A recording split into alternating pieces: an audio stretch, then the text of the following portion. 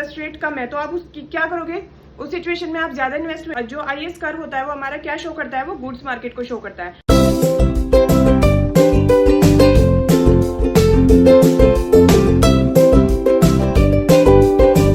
Hello everyone, so today we will discuss about the ISLM model. ये क्या होता है और ये किसने दिया था? So let's start then.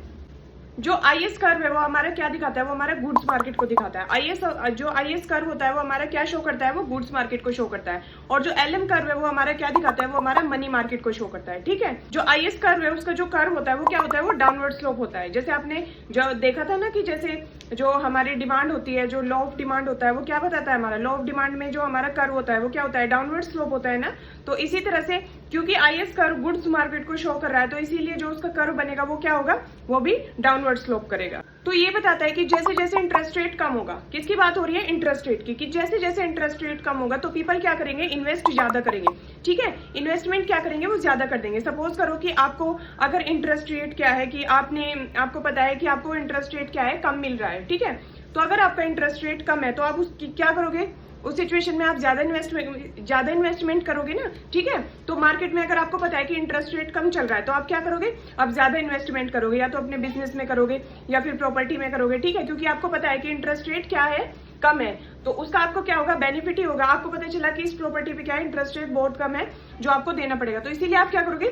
ज्यादा इन्वेस्टमेंट करोगे। उस प्रॉपर्टी को क्या करोगे? आप जल्दी से जल्दी उसको क्या कर लोगे? बाय कर लोगे, क्योंकि उस पर क्या है? अभी इंटरेस्ट रेट बहुत कम है। ठीक है, तो इसीलिए क्या करोगे? आप उस प्रॉपर्टी में आप देर नहीं करोगे, उसमें क्या करोगे? जल्दी से जल्दी इन्वेस्ट कर दोगे। इसी तरह से बिजनेस का है।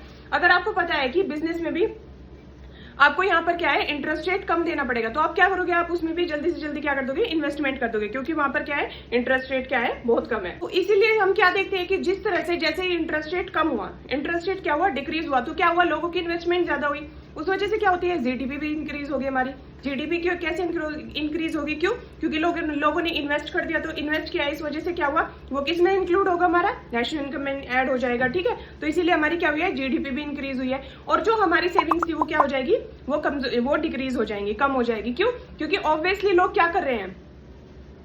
इन्वेस्ट कर रहे हैं ना। लोग क्या कर रहे हैं? प्रॉपर्टी में, बिजनेस में इन्वेस्ट कर रहे हैं, तो इसी वजह से वो सेविंग नहीं कर पाएंगे, क्योंकि जो उनकी सेविंग थी वो क्या कर दी उन्होंने? ऑलरेडी वो क्या कर चुके हैं? They have already invested. ठीक है, तो वो इन्वेस्ट कर चुके हैं, तो इस वजह से जो उनकी सेविंग थी वो क्या हो जाएगी? कम हो जाएगी। तो इंटरेस्ट रेट के कम होने की वजह से क्या होगी? जो हमारी इन्वेस्टमेंट क्या होगी? वो इंक्रीज हो जाएगी। जीडीपी क्या होगी? हमारी इंक्रीज हो जाएगी। और जो हमारी सेविंग्स है वो क्या हो जाएगी? हमारी कम हो जाएंगी।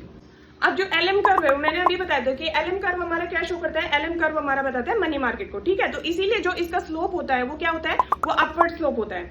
अपवर्ड ये क्या करता है? ये ऊपर की तरफ बनता है। ठीक है, क्यों?